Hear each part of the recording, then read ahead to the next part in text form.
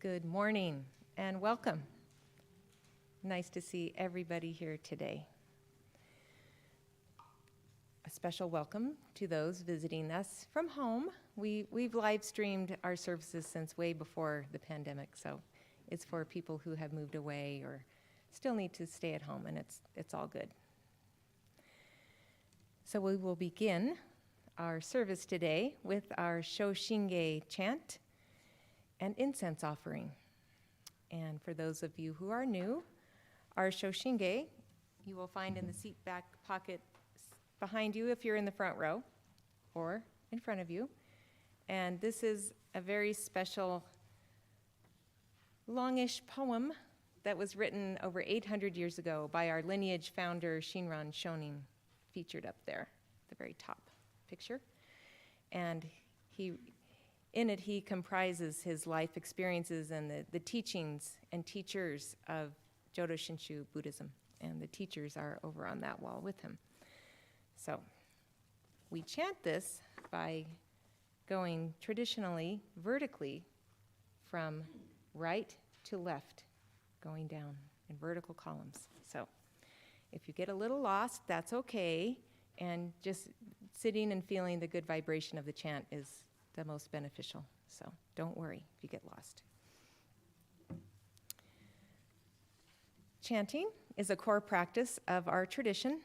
We see it as like an active meditation, a way to focus your mind and cultivate really positive energy. So that is why we do this every Sunday service and at joyful chanting practices on Tuesdays at 6. Shinran wanted us to know that it's important for us to use these principles to guide our lives forward into the future. And we want to extend that as best we can. So, cultivating positive, compassionate, peaceful energy with the wisdom and compassion of the Buddha. That's why we do this. Everyone is encouraged to offer incense. So as soon as we start chanting, you'll notice that some of our regular Sangha members will come up and offer incense right here, as the priest did. And you are welcome to do that, even if you're new, first time. Offering incense is becoming one with all. It is an offer in gratitude to Amida Buddha, to all the teachers in our lives. It's just done in great compassion and gratitude. So it symbolizes the transcending of selfishness to become one with all.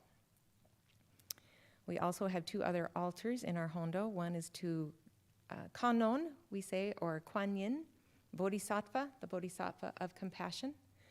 So she hears the cries of the world. If you would like to light a candle there, you are welcome to. And the Medicine Buddha altar, if you need to have a little extra healing energy for yourself or someone you care about, please offer incense there.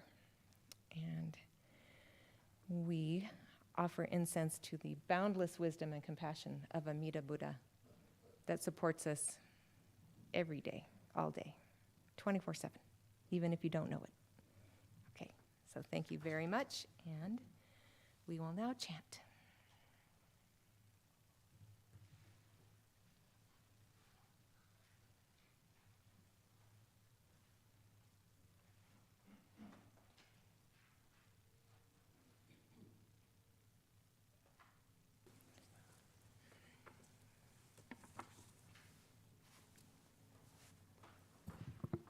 Shoshinge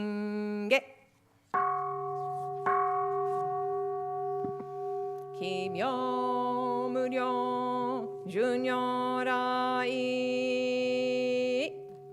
Namu Fukashi Giko Hozo Bosa Inniji Zai Seiji Zai Obusho Token Shobu Jodo-in Kokudo Ningen Shizen Maku Konru Mujo Shushogan Choho Keiu Daiguze Goko Shiyui Shishoju Juse Myosho Monji Po Uho Muryo Muhenko 無下無体公園の少女歓喜知栄光不断難し無償公超日が交渉人生一切群上無交渉本願用語少女語死神信行願人上等学書大涅槃非死滅道願成就如来所意公衆性唯性弥陀本願会五辱悪事群上会法身如来両実言の法一年喜愛心不断煩悩特涅槃本性逆法再永入妙種死入海一味聖種信仰上昇後意の水波無明暗頓内心臓死運無上不信じ信心天陰陽に幸福運無運無死下妙無暗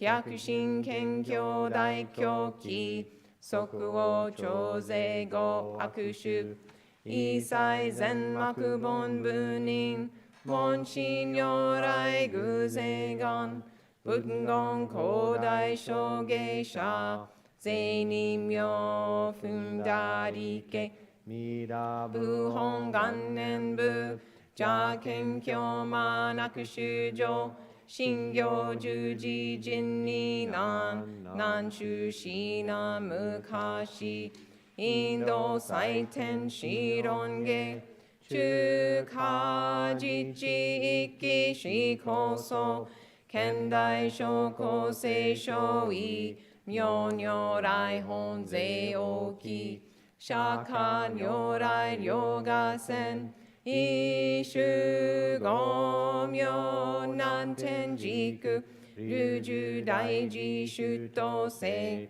失の財波有無権先世大乗無情法召喚議事小安楽賢治難行六六信行異行指導楽億年弥陀部本願知念即時入変上唯の上昇如来語王法大悲偶然音天神菩薩増論世奇妙無下根如来平衆他ら謙信寺高専王朝大聖願高有本願力栄根異道群上小維心記入功徳大法界筆脈入大永修修特使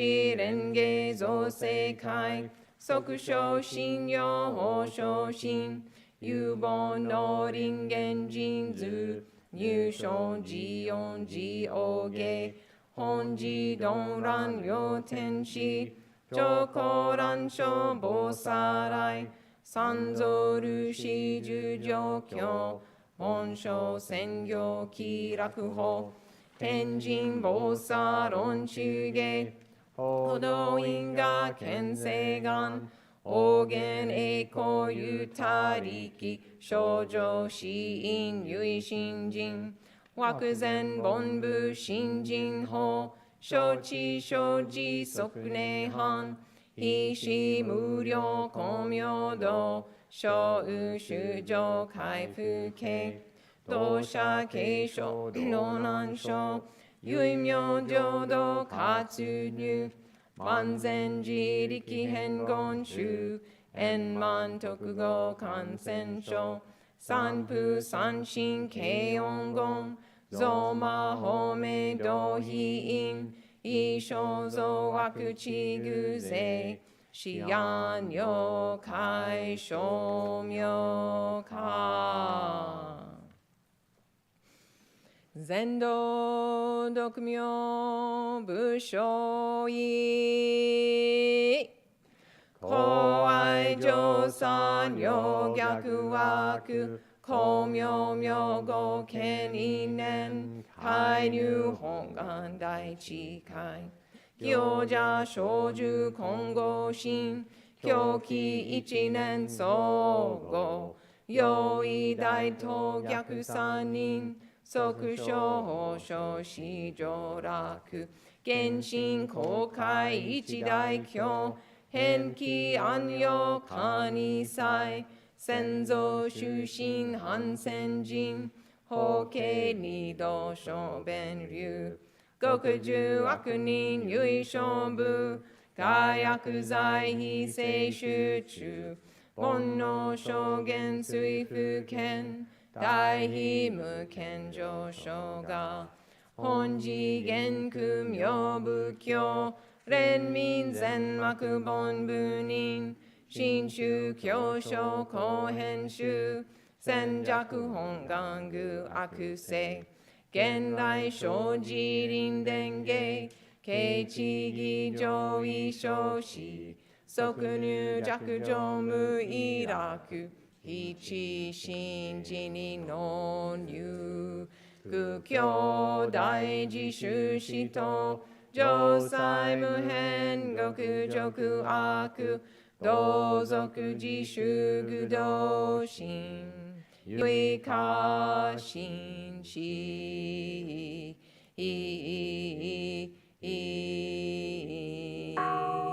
高祖性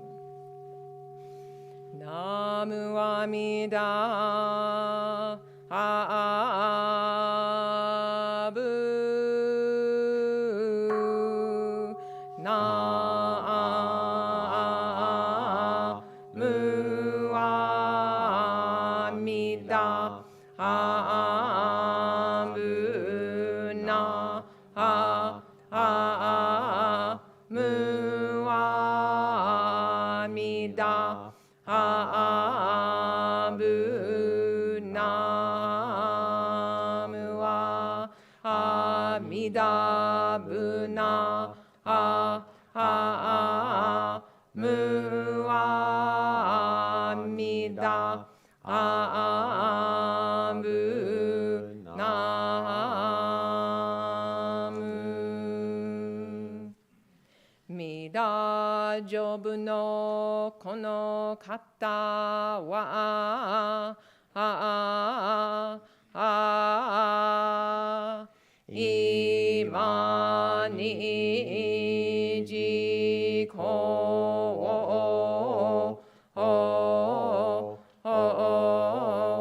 へたまえりほしのこうりえ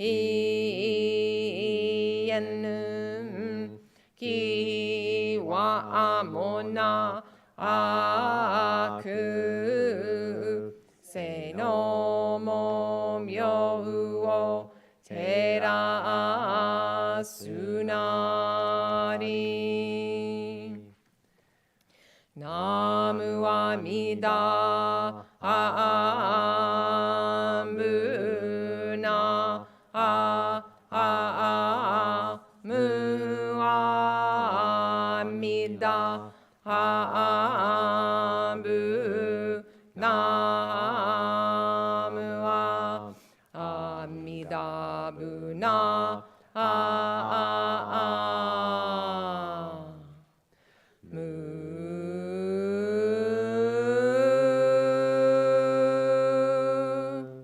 アミダブナムはアミダブナムはアミダブナムはアミダブナムはアミダブナム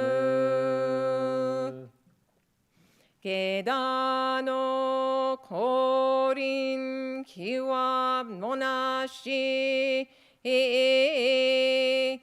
ko usoku kamuru mono wa mina umu wo hanaru to nobeta mo ou byoudo kaku ni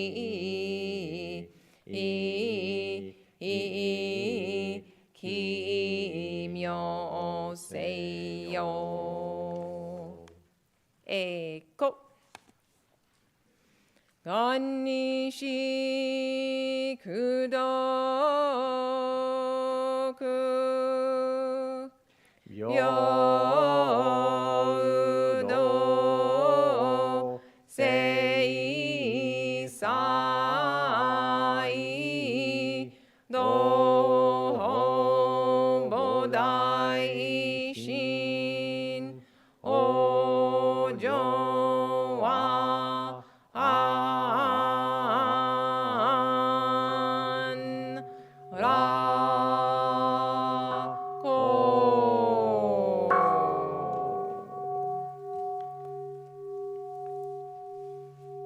Namandabu,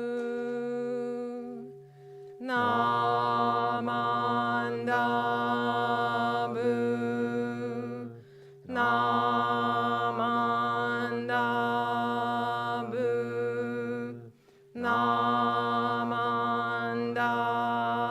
namandabu, namandabu,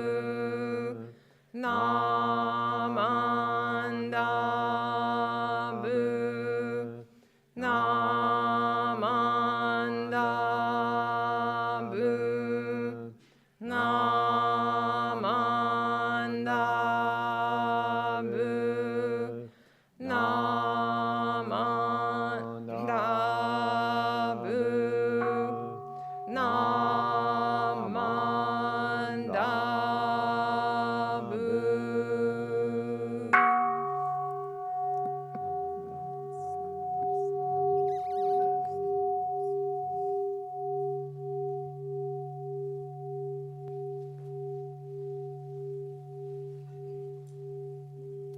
Now we would like to invite any children to Dharma School. Reverend Shelley and Aaron will take them to Haroma Hall downstairs, and we will sing them out. Let the Buddha walk with you. Let the Buddha walk with you. Let the Buddha walk, just walk.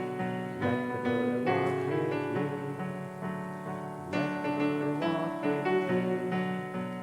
Let the Buddha walk with you. Let the Buddha walk, just walk. Let the Buddha walk with you. Let the Buddha walk with you.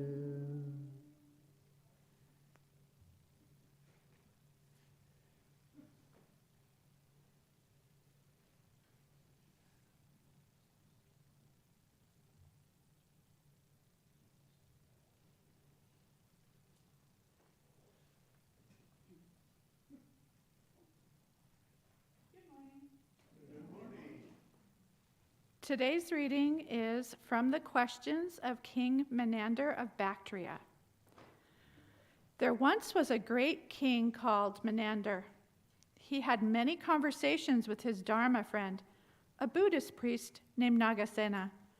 One of the conversations goes like this.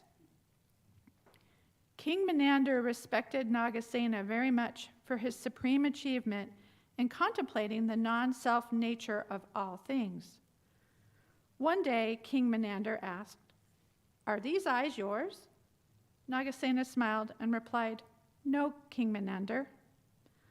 Further, the king asked, "Are these ears yours?" Nagasena replied, "No." "Is this nose yours?" "No." "Is the tongue yours?" "No." "Then is the real you the body?" No, the physical body is a temporary existence of conditioned arising. Then is the mind the real you? Neither is the mind, said Nagasena. After all these questions and answers, King Menander finally asked, since the eyes, the ears, the nose, the tongue, the body are not you, then where are you? Nagasena just smiled. In response, he asked a question. Is the window the house? King Menander was caught off guard at first, but then he replied, no. Is the door the house? No. Are the bricks and the roof tiles the house? No. Nagasena then said, since the window, the door, the bricks, the roof, the tiles, the pillars, and the foundation are not the house, neither can they represent the house. Then where is the house? It is in the interdependent co-arising of all the elements we call house. Hearing this, King Menander experienced enlightenment. He clearly saw interdependent co-origination. All phenomena in the world are nothing but vast existence co-arising.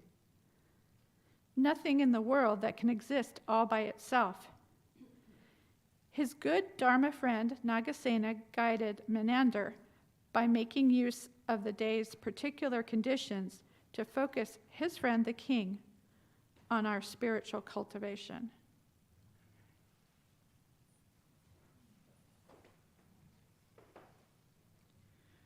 We will now have a few moments of meditation accompanied by music.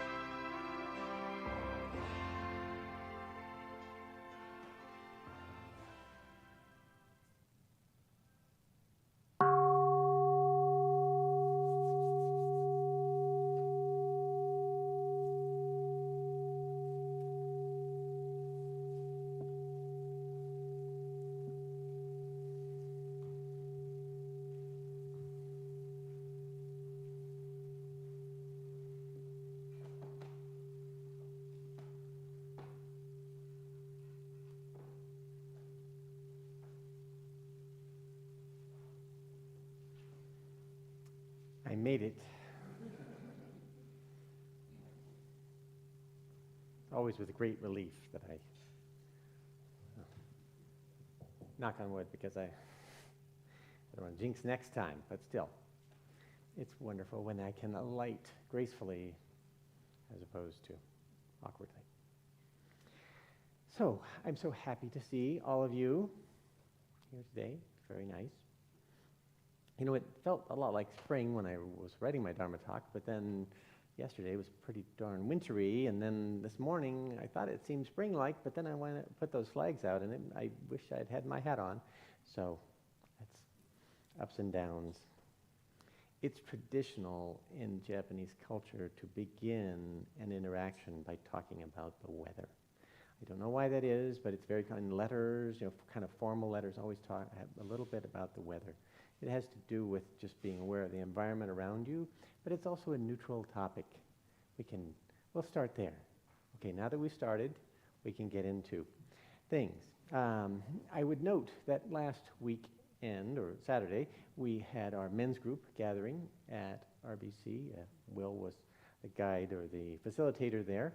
And next Sunday, we'll have women's group that I can't remember the times, but it's on the schedule. So these are supportive gatherings that enable us to talk about our lives and the challenges we face around relationships, work, and family, mostly to reflect on our lives and listen in support in Dharma friendship. See, that's the tie-in, because the title of the talk is We Need Dharma Friends, and I found something that was Dharma friend-like to introduce with. The Buddha did talk about friendship, and a lot, he did. It came up in the Mahamangala Sutra, the great discourse on blessings. The sutra begins when the Buddha is meditating in the Jeta Grove, and this Devi, kind of shimmering, bright, beautiful Devi floats down into the grove and asks a question. She asks the Buddha, what is the way to the highest blessings? So in the first stanza of his reply, the Buddha says that the highest blessing comes from avoiding fools and associating with good Dharma friends. So, since the rest of the sutra goes on to sketch out all manner of human good fortune, both mundane and spiritual, association with the wise in this opening stanza is not accidental. His key point is that progress along the path of the Dharma hinges on making just right choices in our friendships. Our mind is not a sealed vessel, somehow completely enclosed personality. It's not unalterable. It doesn't start out from our biology and our childhood and then that's the way it is. Instead, throughout life, it remains a highly pliable construct, continually remolding itself in response to changing causes and conditions. Far from coming to personal relationships with a fixed, immutable character, our regular and repeated interactions with others are in a constant process of kind of two-way psycho-spiritual osmosis, if you know what I mean. We're absorbing things from our friends, we're giving off things that our friends absorb, and we become who we become in that relationship. This offers precious opportunities for growth and transformation, and also many dangers. Our minds transmit and receive a steady barrage of ideas and suggestions that can work profound changes in who we are, even below the threshold of our awareness. This is very critical for spiritual progress. Our selection of friends and companions will have the greatest impact on life's course. Because the Buddha perceived how susceptible we are, how susceptible our minds are to this influence of companions, that he repeatedly stressed the value of Dharma friendship as we pursue our spiritual life. The Buddha said that good friendship is the most helpful in cultivating wholesome qualities, and bad friendship is most responsible for the arising of unwholesome qualities. By the influence of a good friend, a student is led along the Noble Eightfold Path toward release from all suffering. Dharma friendship in Buddhism is much more than just associating with people you consider manageable or that you share common interests with.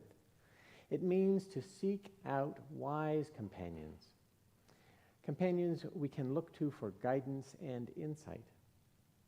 The role of a Dharma friend is not only to provide companionship walking the path. The truly wise and compassionate friend has an understanding and sympathetic heart. They will coach us and cajole us. They'll criticize us sometimes, point out our faults sometimes, and also support and encourage us. They know that the final end of friendship is personal growth, growth in the Dharma. The Buddha clearly expresses the proper response of a student to such a good friend in this verse from the Dhammapada. If we find a person who points out our faults and who reproves us, we should follow such a wise and sage counselor, just as we would follow a guide to hidden treasure. So, what is a Dharma friend? Well, it's a compound term, Dharma friend. Dharma is a word in Buddhism that means the eternal way, truth, the true nature of the way things are. Studying the Dharma means that you're seeking that truth in your way, our Dharma path. And it follows, a Dharma friend is a spiritually seeking fellow traveler kind of friend.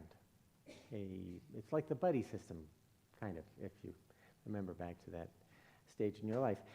It doesn't have to be just one person, though, but it needs to be at least one person. And it's very important, Dharma friendship.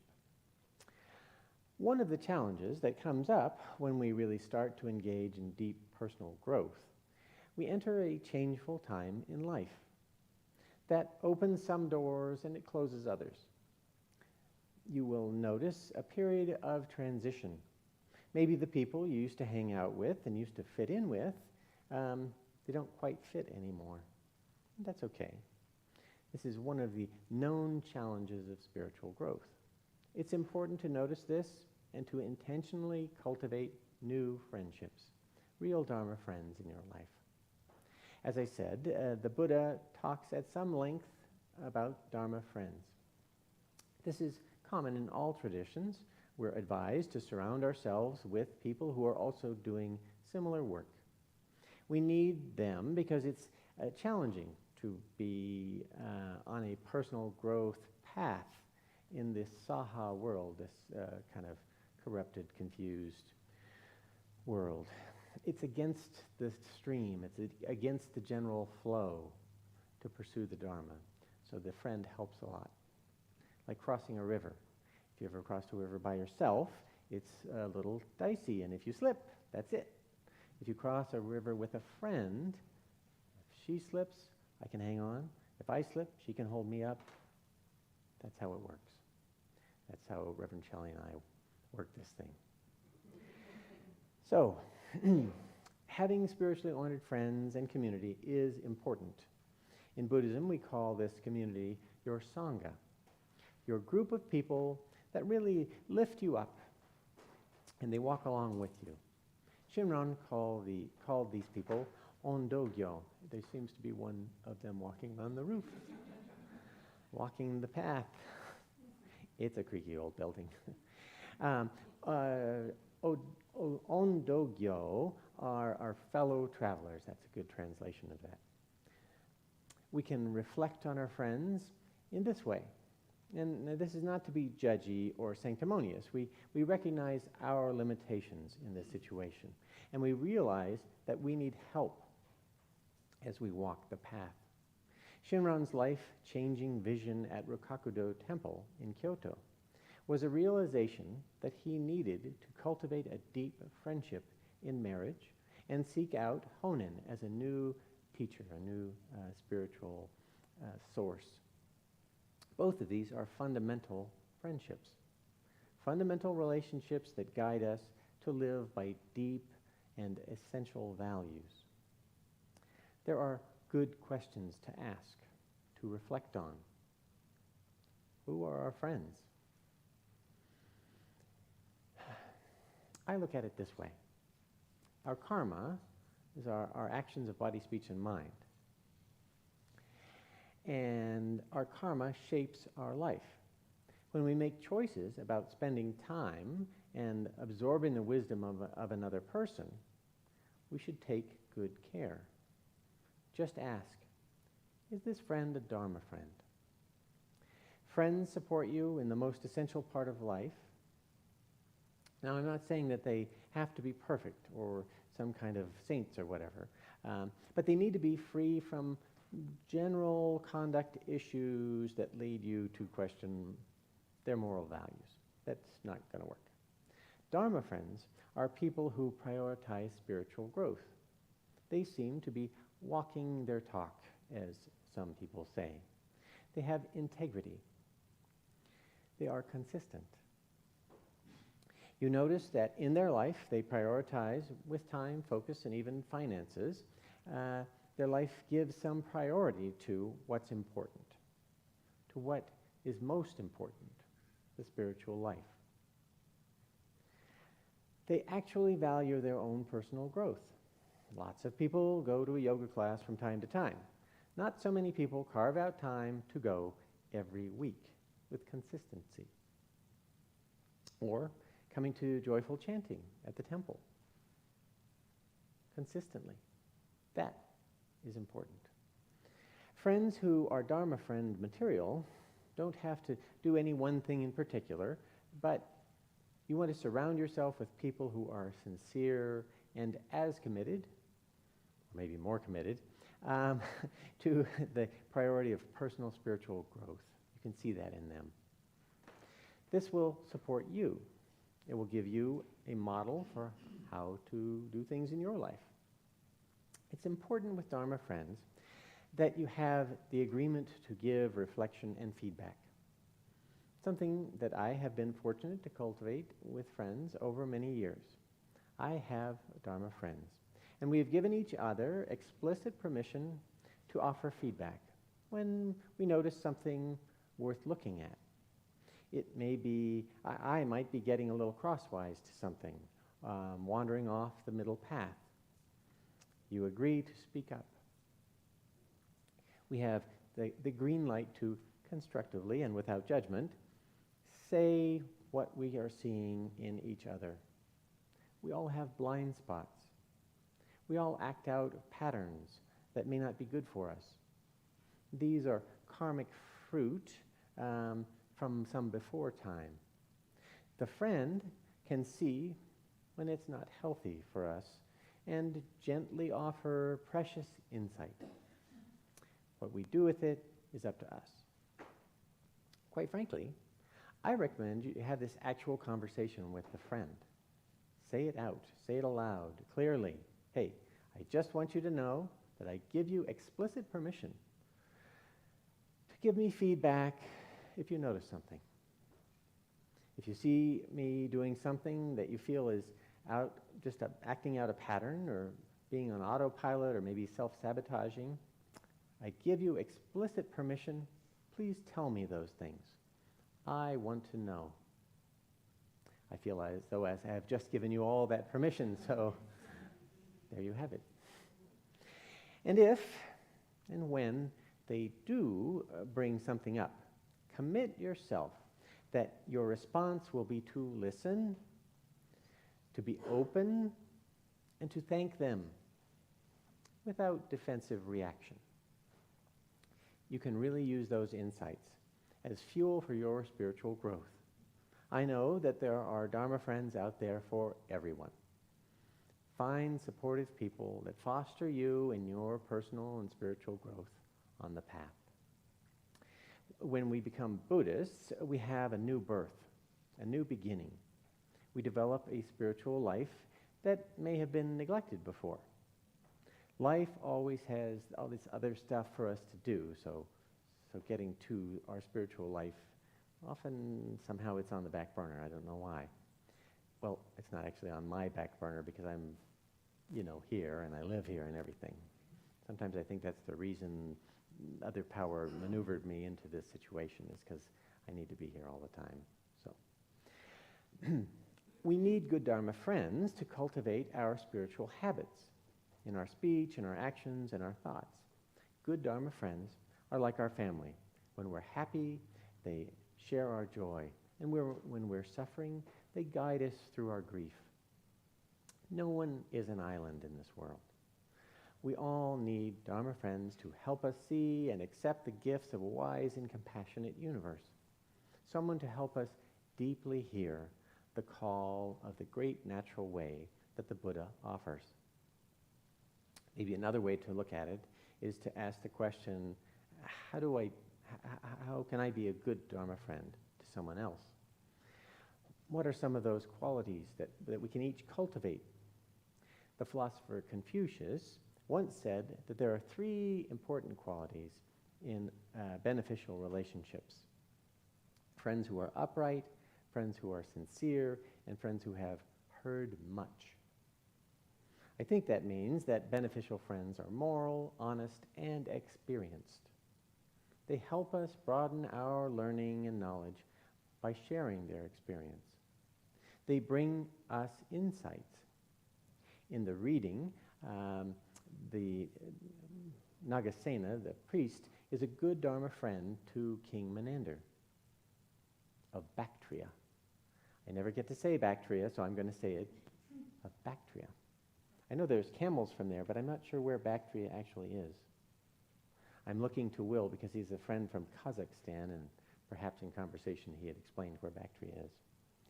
It's north of Afghanistan, just a little wee bit, and all that part of the world was Buddhist about 150 years after the Buddha, which is an interesting aside. King Nagasena, King Menander had Nagasena as a counselor and friend, and there's a whole scripture there, sutra, shastra, that chronicles their discussions with each other. It's quite interesting. The two enjoyed discussing the spiritual life well into the night. You can follow that idea by being a good Dharma friend, upright and unselfish, wise and skillful, open and giving of yourself. Now there is also a cosmic aspect of Dharma friendship. In the larger sutra on the Pure Land, Amida Buddha, this gentle person here, made 48 vows. These vows are to save all sentient beings in the 10 directions from suffering. Not just the smart ones or the wise ones or these ones, all spiritual beings. If only they turn toward Amida, this is possible. If we set our mind to be receptive and accept the Dharma friendship of Amida Buddha, we will be held, never to be let go, kind of. Dharma friendship allows us to benefit from the merit or the good karmic seeds planted by our dear friend. All Dharma friendship has some fundamental aspects. Dharma friendship always contains in it an exchange of gratitude. It always has a bulwark of trust. And absolutely essential in this kind of friendship is listening. So, when I speak of gratitude, I'm suggesting that we approach our daily life in a grateful way. We overcome our selfish desires, and we can move toward the Dharma if we do that. So much in this world is here for us through no action or thought of our own. The warmth of the sun, a drink of cool, clear water, and the kindness of a dear friend. We can live in gratitude for this compassionate universe.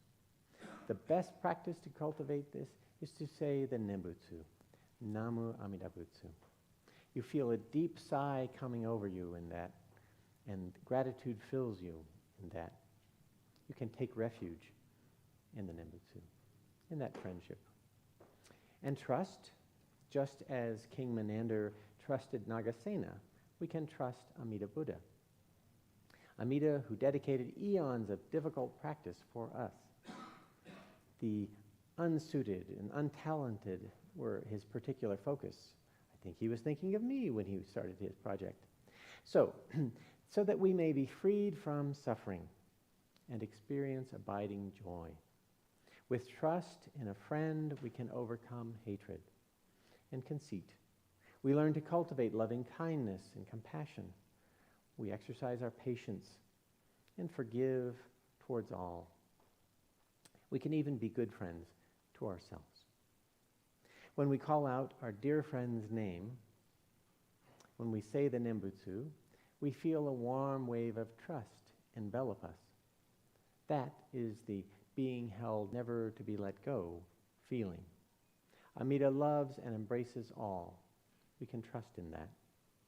Even more so the wicked, because that's who Amida wants to help. And listening, in Shin Buddhism we call it deep hearing. We can listen deeply in friendship. Our defenses are down. Listening brings us to the Dharma because it is an antidote to delusion.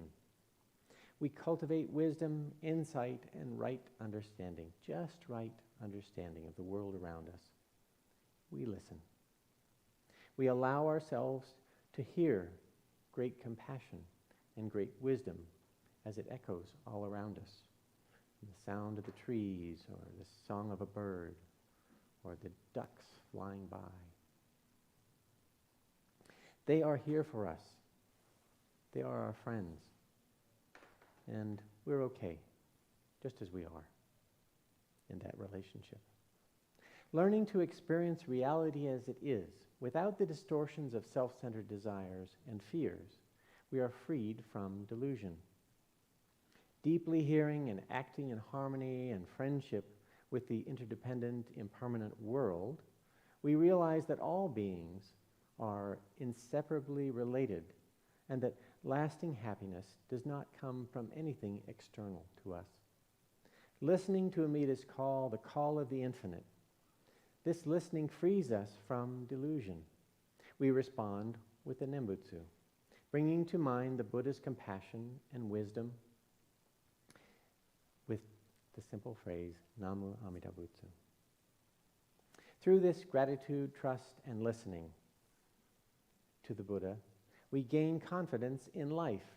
We have trust in the wisdom of the universe, and we are held in Dharma friendship, never to be let go. Our teacher Shinran often used the idea of the ocean as a metaphor in his writing. In Shinran's thought, we hear the call of Amida's vow, a vow to always be there for us, like a dear Dharma friend. When we call out their name, a friend is there.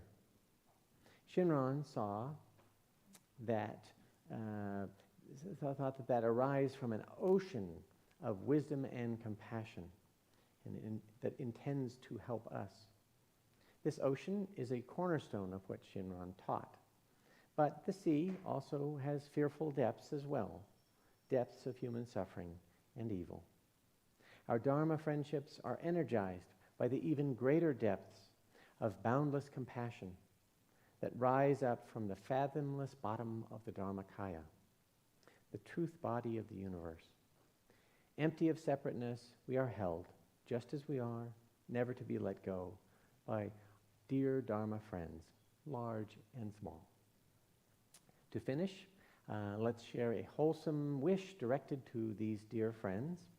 Just say after me, may you be happy. May you be free from harm. May you receive boundless compassion.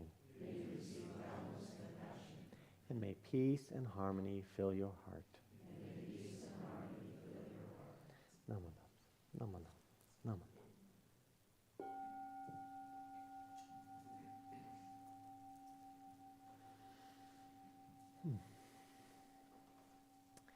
It's good to be with friends. At this point, we will share. Reverend Alicia selected a song. If you could stand, it's on page 49 of the service book, I think. We'll share this song together. Singing with friends is also good.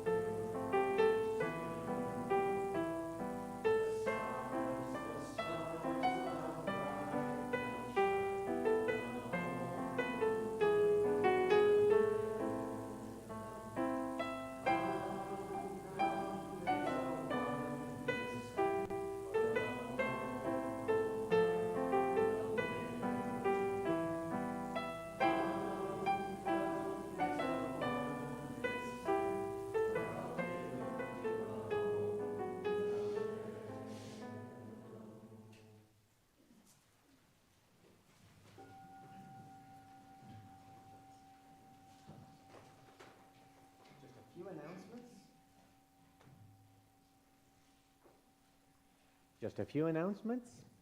I turn my mic back on because the streaming doesn't hear me if I don't turn it on. I would note, of most grave importance, there are tea and treats downstairs. So you go through these doors and circle around, and there's tea and treats down there.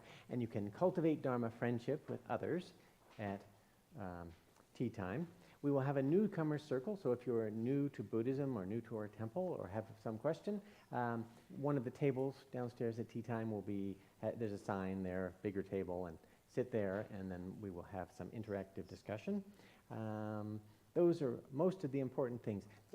One thing I wanted to note is that we have on our website and in general, there's a thing called the Dharma Friends list. So if you click on the link on the front page of the website and put your name and your email address, then when we have events or the Sunday service, topic, reminder, all those things, you will get that every 2 weeks. It's not a lot of messaging, but I just want to encourage everyone to sign up on the list, because some people have been coming for a long time, for 6 months or something.